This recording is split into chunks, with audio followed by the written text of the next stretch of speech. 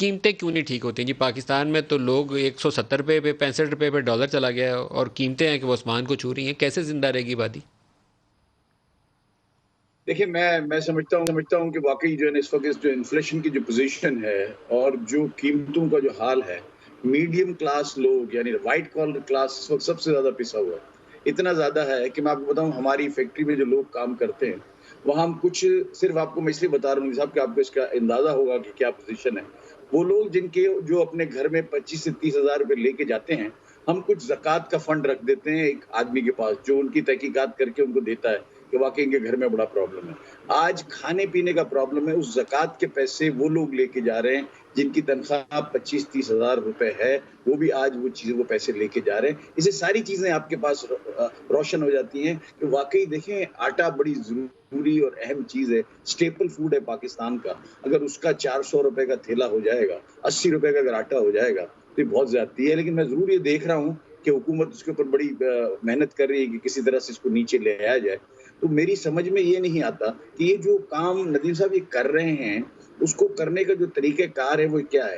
देखिए, सारा कुछ सप्लाई एंड डिमांड पे डिपेंड करता है, बाकी तो कोई चीज़ है ही नहीं। अगर आपकी जो मिनिस्ट्री है, फूड मिनिस्ट्री, उसके बाद एग्रीकल्चर मिनिस्ट्री है, आपकी प्रोड्यूस आई और आपने फूड मिनिस्ट्री के थ्रू उसको अगर मार्केट करना है, तो क्या कोई कैलकुलेट करने वाला नहीं है कि इस साल हमारी डिमांड क्या होगी? हमने एक्सपोर्ट कितना करना है, अफ़गानिस्तान को कितना देना है और हमारे चारों सूबों के दरमियान किस तरह से उसकी तक़सीम होगी और हमारी अपना क्रॉप कितना है। क्रॉप की साइज़ तो जब ये पूरा नहीं हुआ होता, उसी वक़्त प्रेडिक्शंस हो जाती हैं। जैसे हम कॉटन की क्रॉप को हम बराबर वॉच करते रहते हैं, इस दफ़ा बड़ी बहुत कम हो गई है, 8.5 लाख हो गई, लेकिन उसको हम वॉच करते हैं और उसी के हिसाब से उसकी प्राइसेज़ डिटरमाइन होती हैं। इसी तरह से गंदम हुआ, तो सबसे बड़ी ज़रूरी चीज़ इस मुल्क में जो है, वो आपकी गंदम है, उसकी अगर इवैल्यूएशन पहले हो जाती कि क्रॉप की साइज़ क्या है, हमारी पिछले साल खपत क्या थी, आज बढ़ के क्या होगी और अफ़गानिस्तान में कितना जा रहा है, तो मेरा ख़्याल है कि आज जो ये सूरत-ए-हाल है, इतनी ज़्यादा वो पहले ना कभी हुई है, ना ये भी ना होती अगर इसको प्रॉपर्ली हैंडल किया जाता। लेकिन ज़ुबैर साहब कितनी देर हम ऐसे चलेंगे? 2-3 सालों में पिछले बल्कि कह लें कि 5 साल नून लीग के और 2 साल ये 7 साल बरामदात भी नहीं बढ़ी और ग्रोथ अब आपकी पिछले 2 सालों में तकरीबन सिफर पे आ गई है। 1.9 पहले साल की थी, अब नेगेटिव में चली गई है 1-1.5%। तो ज़ीरो ग्रोथ, फूड इन्फ्लेशन देखें 30-35%। नदीम साहब ये कैसे अगर ज़िंदा आप रहेंगे? सर्वाइव कैसे करेंगे?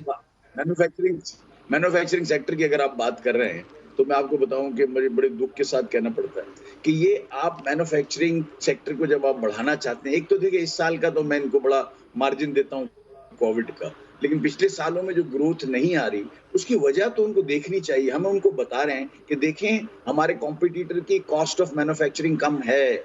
आपको हम बताते हैं, हम ये कहते हैं कि आप किसी फॉरेन कंपनी, स्विस कंपनी को लगाएँ, जो आपके नज़दीक ईमानदार तरीन लोग हों, उनको लगाएँ और हमारा cost of manufacturing in Pakistan और cost of manufacturing in our competing countries को आप इवैल्यूएट कर दें।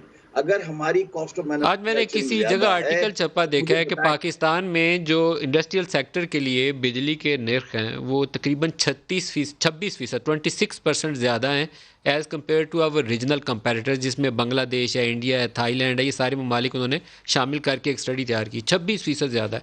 तो 26% अगर तो बिजली की एक कीमत मैं इनपुट मोटी कॉस्ट बात से ज़्यादा आपके हो जाएगी तो तवज्जुह से फिर एंड प्रोडक्ट भी तो महंगी होगी। बिल्कुल, मैं आपके तवज्जुह से प्राइम मिनिस्टर से ये कहना चाहता हूँ कि आप ये देखें कि आप खुद आरएलएनजी इंपोर्ट करते हैं। गैस हमारी बड़ी इम्पोर्टेंट एनर्जी है जिससे हम उसको सारी सारी मिलें, सारा एक्सपोर्ट आपका डिपेंड करता है गैस के साथ। क्योंकि हम जनरेशन अपनी करते हैं, ये सब कुछ हमारा है। मैं सिर्फ़ आपके तवज्जुह से उनके सवाल ये करता हूँ कि आप खुद देखें कि आरएलएनजी आप इंपोर्ट करते हैं, $11.5 पौने $12 में आप खुद दे रहे थे, इस मुल्क में बेच रहे थे। गवर्नमेंट मंगाती है, गवर्नमेंट बेचती है। और आपने आज उसके दाम एसएसजीसी के 6.67 में एसएसजीसी दे रहा है और एसएनजीपीएल 6.47 में दे रही है, यानी तकरीबन आधा दाम हो गया आपकी गैस का दुनिया के अंदर। तो ये क्या दुनिया में इसका इम्पैक्ट नहीं आएगा? अब इसमें किसी कोई रॉकेट साइंस तो नहीं है। जब आपकी आरएलएनजी आपके घर में, जिसमें आपका कतर का जो आपका एग्रीमेंट है, जिसमें आपकी महंगी गैस और सस्ती वाली दोनों को आप हाइब्रिड करते हैं, उसके बाद आप इस दाम में खुद दे रहे हैं। इसका आप तुर्रा ये देखें कि जो इंडिजीनियस गैस है, जो हमारी डोमेस्टिक गैस है, उसके रेट बढ़ाए। अभी उन्होंने जो है ना एक्सपोर्ट ज़ीरो रेटेड सेक्टर के उन्होंने जो 800, 700 और 86 थे, उसको उन्होंने ₹930 किया कि जी हमारे पास एलएनजी इसमें इंडक्ट करनी पड़ेगी, ये करना पड़ेगा। आप मुझे ये बताएं, ओगरा ने रिकमेंड किया कि 6% कम कर दी जाए रिटेल, क्योंकि हमारा डायरेक्ट कनेक्शन है ब्रांड की इंटरनेशनल प्राइस के साथ। अगर आप इसको करेंगे तो कॉस्ट ऑफ डूइंग बिजनेस कैसे कम होगा?